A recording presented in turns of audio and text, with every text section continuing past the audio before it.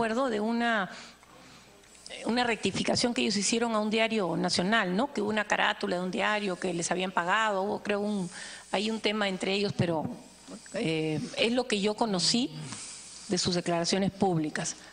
Definitivamente, cuando se hizo este lanzamiento en la etapa corta, breve del publicista Abel Aguilar, se invitó a personas que ya se habían expresado o por las redes o distintas maneras a favor del no, ¿no? Pero todo ese detalle sobre la publicidad no tiene nada que ver conmigo. Sí, yo no era la publicista. ¿Melcochita también lo hizo gratis? Yo no he tratado los spots. Yo solamente sé... Porque Melcochita, que tengo entendido... Yo sobre los artistas y los spots no le puedo contestar, porque yo no estaba cargado de eso. Perfecto, perfecto. Pasemos a otra pregunta. Entonces, ¿usted conoció a alguien de OAS? No. ¿Alguien de Odebrecht? Tampoco. Pero sí conoció a gente de FK o FX Comunicaciones. Solamente en esa reunión donde me convocaron de parte de la alcaldesa, en una fecha, me acuerdo que horario y fecha tenía que ver con horas fuera de la función municipal, donde el señor Fabre presentó un esquema de publicidad y se presentó ahí su jefe, fue la única, primera y última. ¿Usted se reunía con Prado, Gabriel Prado? No. Nunca se reunió con él, pero sí lo conocía. Sí, pero no mucho. Recuerdo que fue motivo de cuestionamiento y tuvo que renunciar. Señora Presidenta, me pido una interrupción, señor Mulder. Congresista Mulder. A la pregunta anterior, cuando dijo que se reunían en la alcaldía, No, en la alcaldía no. en la municipalidad. No, nunca. Eso es lo que dijo. No. Fuera del horario municipal y de días de semana, era que las personas de la municipalidad podían asistir a reuniones políticas, como por ejemplo, si en plena campaña del no frente al sí, el sí iba a levantar todas las debilidades de la gestión y los políticos teníamos que consultarle a los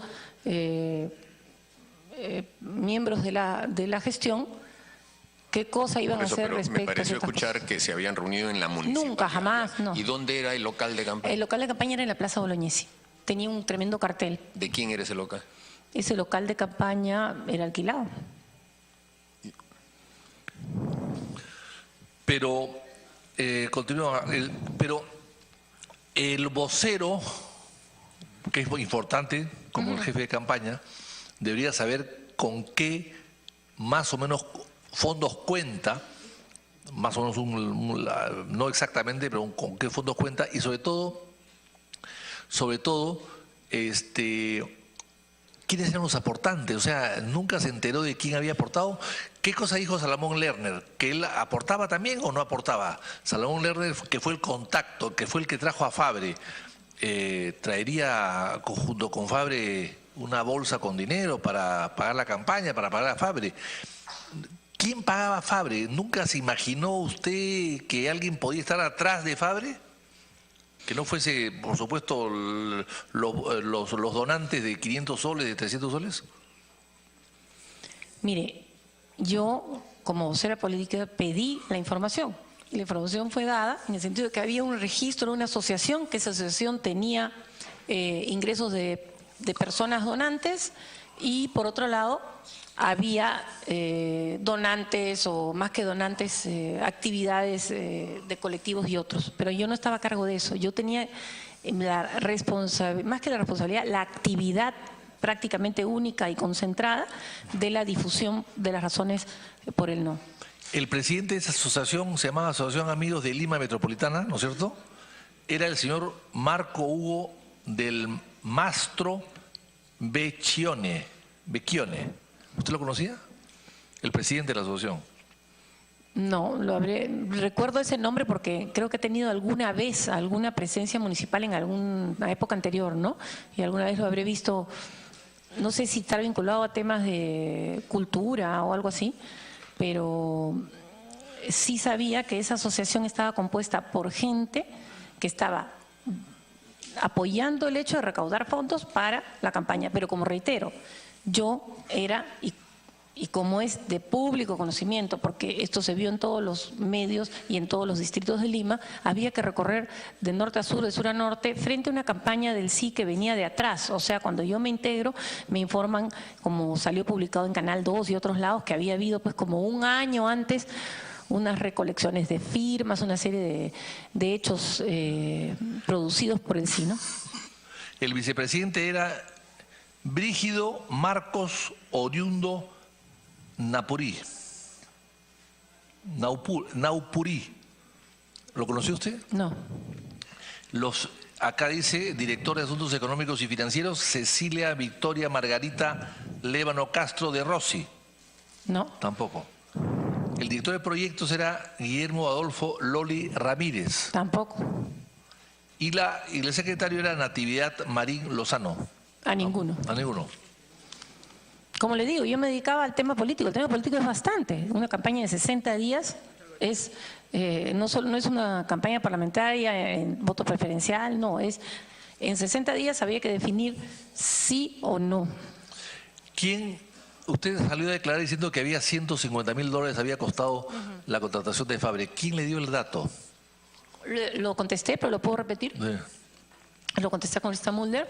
Yo pedí una reunión en enero, como consta en mis declaraciones, en enero de 2013, y en ese mismo domingo que me presento ante el periodista Castillo, pido una reunión donde está presente en ese domingo la alcaldesa y otros voceros políticos, y digo, es urgente y necesario que me den una información al respecto, porque mi misión en las entrevistas es explicar los motivos por los cuales debe votarse por el no. Y este tema es un tema que debe ya responderse, porque la campaña de fondo es las razones por el no, y esa era mi actividad. Señor presidente, me pide una intervención. Congresista Mulder. Presidenta, bueno, hay la sospecha pues, de dinero sucio en esa campaña, puesto que justamente esa asociación, que está compuesta por personas que no son conocidas en la política, que les acaba de leer el congresista García de la Hunde y que la propia vocera de la campaña no las conoció, que parecen ser así como esa que se llamaba UNOCA, de los Unidos por el Crimen, Unidos contra el Crimen, que tenía Orellana Rengifo. Es decir, esas organizaciones que suplen un trabajo. Entonces, lo que yo quería poner de conocimiento de la Comisión Presidente es que todos estos spots de la campaña, que suman $2.600.000 en radio y en televisión, toditos están facturados a esa asociación. Entonces, es imperativo, presidente, citarlas a estas personas, porque esas personas que nadie las vio nunca en la campaña electoral, alguna de ellas hablando, diciendo algunas cosas, hayan podido contratar esta enorme cantidad de avisos por la suma de $2.600.000, es evidente, presidenta, que hay que profundizar esa información. Entonces, si la señora Tausen conoce algún nombre adicional de alguna persona que se haya presentado con este nombre, sería importante que nos ayuden en eso, ¿no? No, es un pedido que está haciendo el congresista Mulder. No, a la presidencia. Congresista García Sí, Belaúnde. presidenta, para terminar. Entonces, ¿y Fabre hizo un buen trabajo? Usted es periodista, usted tiene experiencia política, usted ha participado en varias campañas, en varios partidos. Entonces, ¿cómo actuó Fabre? ¿Acertó o no acertó? ¿Fue importante su presencia en el no? Porque el no se ganó a medias en realidad. Ganó Susana, pero perdió en el resto. Todos se fueron a la calle, excepto los que pudieron regresar por la puerta falsa. Pero en todo caso, ¿hizo un buen trabajo Fabre? Sobre esto último quedó el regidor Núñez, ¿no? Quedó un regidor. Sí, un regidor quedó, pero, Sí. pero hemos visto que acá el señor que estaba antes que usted regresó por la puerta falsa, a Ceballos, lo hicieron gerente, o sea, ascendió, el pueblo lo rechazó, pero la alcaldesa lo ascendió. Entonces, ¿usted cree que actuó bien Fabre? ¿Era confiable? ¿Era buen profesional? Bueno, sobre eso, quien lo recomendó señaló, respecto a mi propuesta que había sido Abel Aguilar, que Fabre había ganado una campaña. Y entonces entiendo que esa fue la decisión de la alcaldesa a favor de este señor porque ya había ganado una campaña. Finalmente, esta campaña yo creo que se ganó no únicamente por la influencia de los spots, creo que se ganó porque hay que reconocer a miles de hombres y mujeres que participaron en ella. Básicamente, yo creo que las campañas, no soy una experta en publicidad, yo para nada, no sé de publicidad, lo que sí sé es que cuando hay una movilización social, cuando hay una convicción por el hecho de que en San Juan del Lurigancho, donde visitábamos las partes altas, no se detuvieran procedimientos municipales que iban a demorar, que en el tema del transporte se lograra facilitar gradualmente una mejor situación. O sea, yo creo que el factor social, es mi punto de vista, fue el primordial para que la gente votara por el no. Y creo que la publicidad del sí, que era muy agresiva, y también sus voceros no contribuyeron, ¿no? Sí, pero a ver, Fabre no fue el factor fundamental para ganar, para que él no gane. Pero usted, según parece, usted recomendó a Fabre a Acuña después. ¿Por qué lo recomendó a Fabre a Acuña después? ¿O no lo recomendó usted a Fabre ante Acuña después? Me refiero cuando digo que el congresista Mulder se equivoca. Yo pienso que sea equivocación, que no sea mala fe. Mejor vamos a retornar con Mauricio a la etapa en que yo era más joven y él también, y que juntos admirábamos a la Torre, mejor. Entonces, y yo también, por supuesto. Todo el Perú admira a la Torre porque era un hombre que vivía en la casa de su prima y que yo tuve el honor de conocer, y creo que trasciende a un partido y trasciende a cualquier denuncia que justo mi padre hizo de que el narcotráfico estaba penetrando el APRA, ¿no? Y yo creo que Mulder era un gran dirigente juvenil. Señora Taussend, le pido disculpas, no se le ha gracias. invitado para hacer un discurso político. Por favor, responda a las preguntas. Congresista Señora García congresista, Velasco. gracias, de verdad. La pregunta para que regrese a su cauce, la señora Taussend, y no se desubique, la pregunta es la siguiente. La emoción de recordar líderes históricos como Ayala Torre, Belaúnde. Volvamos, yo le contesto. Perfecto. Concreto. La pregunta es concreta. Si usted creía que Fabre no fue la persona fundamental en la campaña, no, ¿cómo es que luego lo recomienda Acuña? Según parece. No lo recomendé. Perfecto. No, lo recomendé. Ya. Pero sí se presentó donde Acuña y quiso tratar con Acuña. Lo que pasa es que no se pusieron de acuerdo en el precio, negociaron, ¿no? ¿O no? Yo no tengo nada que ver con la contratación y selección de Fabre para la campaña de Alianza para el Progreso, absolutamente nada que ver. Ya. Y tengo, como ayer lo hice en conferencia de prensa, las declaraciones que públicamente hicieron los líderes de Alianza para el Progreso al respecto. Yo no tengo absolutamente nada que ver con el hecho de que el partido APP decidiera contratar a este señor, para nada. Ahora, dos cosas más para terminar, Presidenta, Sí. a la señora Taussend. Primero, ¿por qué la señora Villarán, que prometió y prometió y prometió que si ganaba el no era para quedarse, para institucionalizar la gobernabilidad o la municipalidad y cumplir su mandato del pueblo, y que no iría a una reelección, cambió de parecer después? Es algo que ella tiene que contestar. Usted no sabe nada de eso. O se entusiasmó por la victoria y dijo, con esto me quedo para siempre, ¿no? Bueno, la vida y las decisiones políticas de las personas son individuales, ¿no? Y finalmente, Presidenta, la señora Taussend es consciente de que ha habido dinero sucio en el manejo de las concesiones de la Municipalidad de Lima, y por lo tanto ha habido también dinero sucio en la campaña, aunque ella no lo haya percibido, no se haya dado cuenta. ¿Es consciente de eso? Tengo conocimiento por la prensa, básicamente, de que hay, y también creo que por el Ministerio Público en algunos momentos a través de la prensa, porque soy una ciudadana que es informada, que hay abiertas investigaciones sobre esos temas, ¿no? Pero entonces hay indicios razonables de que ha habido dinero sucio. Yo lo que creo que toda investigación que abre el Ministerio Público tiene que llegar al final. Yo no creo en la prescripción, ni en el olvido, ni en la impunidad. Pero si las informaciones que vienen no de solamente la municipalidad, sino de otras obras, no solamente las vías de evitamiento, el peaje, sino de otras obras que son todas certezas y se van confirmando, ¿usted cree que se manejó bajo un criterio de corrupción las decisiones que se tomaron en la municipalidad? Yo creo que el Ministerio Público tiene que llegar a fondo en cualquier cuestionamiento. Yo respeto el trabajo del Ministerio Público y espero que por eso mismo el fiscal de la Nación mantenga esa tarea. ¿Y esto le produce una decepción en el manejo de la municipalidad de aquel entonces, una decepción en la persona de la señora Villarán? Si esto se comprobara, lo consideraría algo absolutamente negativo, lesivo para la ciudad. Yo diría que sería un motivo de frustración que esto haya ocurrido. Bien. Gracias, congresista García Belaúnde. Congresista Castro. Buenas tardes, señora Anel. Buenas tardes.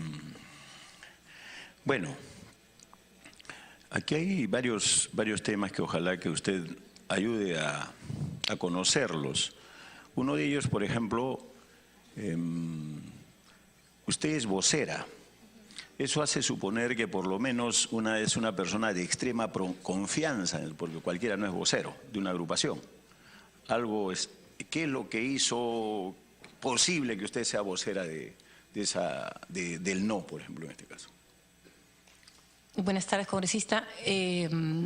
A mí me comunicaron tanto el señor Guerra García de Fuerza Social como la señora Susana Villarán que la agrupación política que ellos integraban habían evaluado y coincidido, y es más, he leído esto hace poco en entrevista, reitero, al señor Guerra García, que era positivo que esta consulta popular tuviera un vocero o una vocera principal, en este caso, ajena a su grupo y que pudiera llegar y estar de acuerdo con que Lima no podía caer en el caos por una revocatoria de medio mandato, y evaluaron que el hecho de yo ser una persona con presencia importante en Lima lo hiciera.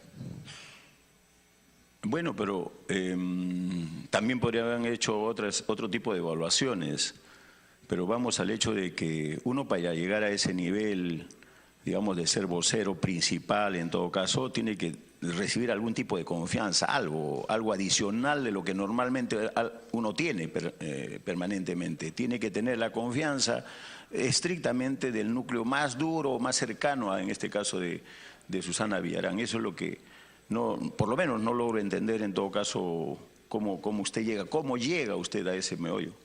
Le contesto nuevamente, el señor Guerra García me invita y me dice que han hecho una evaluación junto con la alcaldesa. Parece que habían evaluado distintas posibilidades de personas con un liderazgo especialmente en Lima y de trayectoria en el ámbito social, de derechos humanos, derechos de la mujer, ¿no? Digamos, ellos habían tenido reuniones políticas, ¿no? Ellos son un partido al que yo no pertenecía y eran una bancada también de varios partidos, ¿no? Congresista Castro, la congresista Alcorta le está solicitando una interrupción. Sí. Congresista Gracias. Alcorta. Saludar a la señora Tausen y decirle, el jefe de campaña, en una campaña cualquiera que sea campaña electoral, el jefe de campaña es el mandamás de la campaña, es el mandamás absoluto y solamente está por encima de él el candidato o candidata, pero es el gerente, el mandamás, el que ordena, el que decide, el que planifica, quita, pone, lleva y trae. Eso es así en cualquier parte, en cualquier curso. No voy a entrar, entonces en una introducción, no estoy entrando en una controversia, sino estoy diciendo lo que es un jefe de campaña. Eso es un jefe de campaña y obviamente está informado absolutamente de todo porque en función a lo que tiene como recurso humano, recurso económico, logística, infraestructura y todo, pueden planificar una campaña. Nosotros vemos que el señor Fabre no es nada barato, es recontra, hipercaro, es casi inalcanzable, tanto que ni PPK lo pudo contratar, parece. Entonces yo le hago dos preguntas simplemente, sí, por está como cancha. Simplemente es una introducción que es verdadera y es así, no importa lo que se discuta acá, pero es así. La pregunta es, este colectivo que el representante de Lima, el señor que se acaba de ir, el señor Ceballos, me parece que ha sido, dijo que quiero preguntarle si usted coincide con esa versión que la campaña de Lima por el no era para defender Lima. ¿Usted considera que era así para defender Lima y de quién? ¿Coincide con esa apreciación? Buenas tardes, congresista. Yo no era jefe de campaña. Esta no era una campaña presidencial ni parlamentaria, era una consulta popular.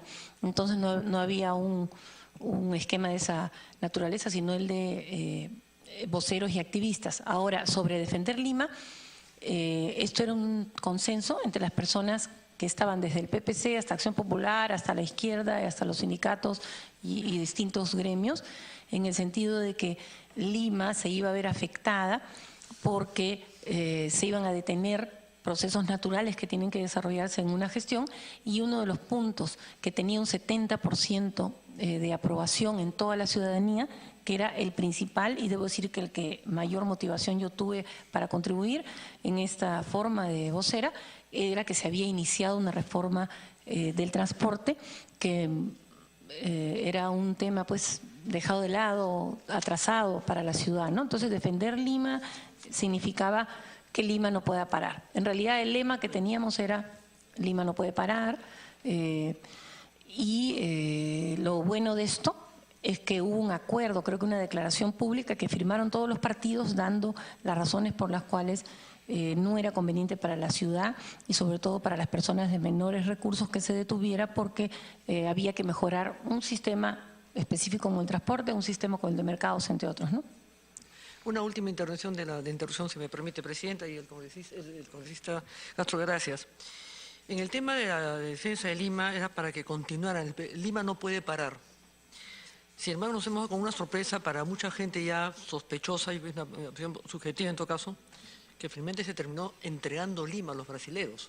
De repente usted no sabe ni integrar ni nada, pero se terminó entregando Lima, la capital, a la corrupción, a los brasileros que hoy día están vinculados, y hoy día han sido tomados con prisión preventiva las consorciadas de Odebrecht acá en el Perú, o sea, Graña y Montero. En los peajes de 30 a 40 años, una concesión se llevó a cabo con la garantía puesta por todos los que pasamos por los peajes y la pagamos. Y la garantía la pone el propio concesionado, no la pone la población ni la gente que pasamos ahí. Entonces se entregó Lima, se subieron los peajes, siguen subiendo los peajes, la fluidez de carros, cada 10 centavos que sube, todo el tiempo sube el peaje, ya no por 30 ni por 40 años, obras recontra sobrevaluadas, revaluadas, o sea, costaron mucho más lo que se planificó, puentes mal hechos en la Costa Verde, el tema de la herradura, Alipio Ponce, y todas las obras realmente mal hechas, rutas de Lima, en línea amarilla.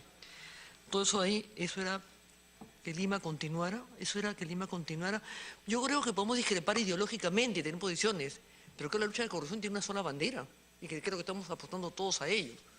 Y como un paréntesis en el tema de la Fiscalía, gracias a esta denuncia de acá, hoy día la Fiscalía se ha puesto pues las pilas y ha cubierto toda esta situación de la Municipalidad de Lima, que hoy día se está investigando, que ya se sabía.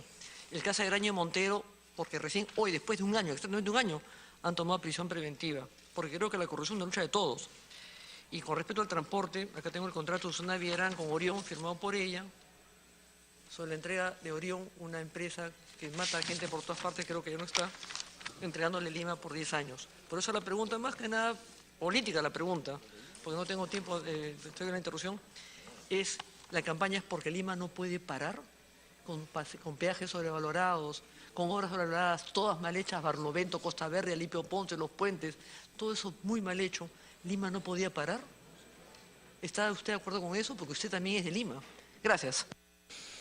Sí, congresista, lo que le puedo decir es que yo me reafirmo en que una reforma trascendental, que inclusive ha sido a regañadientes al parecer, pero continuada, de establecer corredores, de tratar de ordenar el transporte, de reducir, de hacer campañas de reducir los accidentes vehiculares. O sea, había aspectos definitivamente de reforma que era necesario respaldar. Si a posteriori de eso hay denuncias respecto a que están los contratos mal hechos, que está bien, hay que luchar contra la corrupción, pero no podemos negar que el inicio de la reforma de transporte y que la búsqueda de modernizar Lima a través de ese ámbito clave era suficiente como para apoyar el hecho de que Lima continuara. Reitero, el 70% de limeños y limeñas, incluida yo, opinábamos a favor de que esa reforma, que no se hace de un día para el otro, se iniciara y continuara. Y creo que eso es innegable, eso fue un motivo principal. Si luego de eso hay cuestionamientos y se demuestran circunstancias negativas, entonces diremos que lo que está mal se tiene que castigar, lo que está bien. La revocatoria no es, era una consulta popular, si continuaba una gestión o no y qué le convenía más a Lima, ¿no? Congresista Castro. Todavía no nos deja satisfechos. ¿Pero por qué? Porque está bien los objetivos, los fundamentos, las justificaciones, está todo bien, todos podemos fundamentarlo, de repente algunos mejor que otros. Pero aquí el tema es de confianza. Para uno ubicarse al costado, en este caso de Tsunami Villarán, ha tenido que tener algo más que el común de los mortales, llamémosle así. Alguna extrema confianza. Yo quisiera, en todo caso, por última vez en este tema, voy a insistir. ¿Cómo llegó a establecer el contacto? ¿Usted ha tenido algún vínculo, o sus familiares, o alguien ha tenido algún vínculo de extrema confianza o que le ha permitido llegar de una manera tan, digamos, entre comillas, tan fácil? Porque es muy difícil llegar a esos niveles de un día. Yo conozco muchísima gente de alta calificación que puede explicar muy bien las cosas, pero nunca llegan. Ese es otro tema, ¿no? Y bueno, pero bueno, en fin, solamente como en esta parte, como una pregunta final en este tema, ¿no? Decirle que entiendo que ellos evaluaron a una persona que había sido la primera votación en el año 2001 representando a Lima. Entonces, evidentemente, me reitero en lo que le digo. El representante de Fuerza Social me comunica que habían evaluado este tema y que querían invitarme. Y eso ocurre muchas veces, hasta en la ley de partidos políticos, cuando se trata de elecciones, existe la decisión de los partidos de invitar o no, como ocurre en la izquierda, en la derecha, en todos los partidos. Creo que todos los que están, depende, creo que Acción Popular anunció alguna vez que no iba a tener invitados, pero hace momentos se mencionaba algo de Orellana, por ejemplo, este señor que le llamaban el sheriff fue candidato a Lima por el Partido Aprista, invitado, pues, ¿no? Entonces, digamos, hay invitados e invitados. Segundo tema, perdón, dejamos eso en el aire todavía, pero segundo tema. Usted nos ha manifestado que se reunían, o sea, salía a las 7 de la mañana todos los días, ¿no es cierto? Hace campaña. Eso puede ser cierto. Pero ¿tenían ustedes reuniones permanentes? ¿Y con quiénes? Porque tiene que haber un núcleo muy cercano, se reunirán 4 o 5, no sé, no creo que sean más tampoco, pero en promedio, para diseñar las estrategias. ¿Con quiénes se reunía usted específicamente? Sí, normalmente de lunes a viernes a las 8 de la mañana había una reunión de comando político, de coordinación política, con voceros políticos como Gustavo Guerra García, que era el enlace respecto a un tema crucial de la municipalidad, como el transporte, con los regidores Eduardo Segarra y la regidora Marisa Glave. También había un coordinador que había sido invitado por la señora Tsunami Villarán de comités, ¿no? El señor Enrique Juscamaita, y también participaban, invitado, el periodista Fernando Rospigliosi, para que nos aportara su análisis político, porque él estaba de acuerdo, ¿no?, en que no era positivo para la ciudad. Y luego el PPC autorizó al señor Carlos Chipoco, quien públicamente además presentó acciones legales referidas a los derechos de los regidores, a que pudiera brindar su análisis político, ¿no? Me llama la atención, ¿y con Fabre nunca se reunió usted? Con Fabre solamente había reuniones cuando nos convocaban por hechos concretos, porque cuando, y recuerdo muy bien esto, cuando Salomón Lerner lo presenta en su oficina, le da la palabra y Fabre señala que él como publicista es una persona que no toma mucho contacto con los políticos, sino que él se dedica a su publicidad y que iba a requerir de la gestión información para poder difundir las cosas positivas y de los políticos conocer en algún momento, opinar sobre un debate, ¿no? Y recuerdo que han sido algunas las veces de reunión, como por ejemplo cuando se iba a decir si la alcaldesa iba al debate o no iba al debate, ¿no? Es igual en el sí, tenían un publicista que, si mal no recuerdo, de repente me equivoco, de repente nos pueden comentar si era o no Hugo Otero. Se dijo mucho que Hugo Otero, que es un gran publicista, súper hábil e inteligente, porque Ah, no, entonces era otro. Sí, porque fue muy mala, ¿no? De repente no. O sea, había comentarios de que era Hugo Otero. Si no era Hugo Otero, era otro. Pero este publicista Fabre trabajaba los spots, trabajaba los paneles, y el contacto con la parte política era muy esporádico, ¿no? ¿Y con la señora Villarán se reunía usted? Sí, nos reuníamos, ese mismo grupo de voceros políticos, en las oportunidades en que se necesitaba, ¿no? Y respetando los espacios en los que debía hacerse, o sea, fuera de la municipalidad. Los fines de semana ella podía hacer campaña, antes de las 8 de la mañana, después de las 7 de la noche. Es más, en el momento en que los partidos se iban uniendo al no y la invitaban a ella, recuerdo que tenía que ser en un local partidario el que se estuviera dirigiendo, o a las 8 de la mañana o a las 7 de la noche, ¿no? Que todo esto ha sido muy público, porque la verdad que durante 2 meses la prensa siguió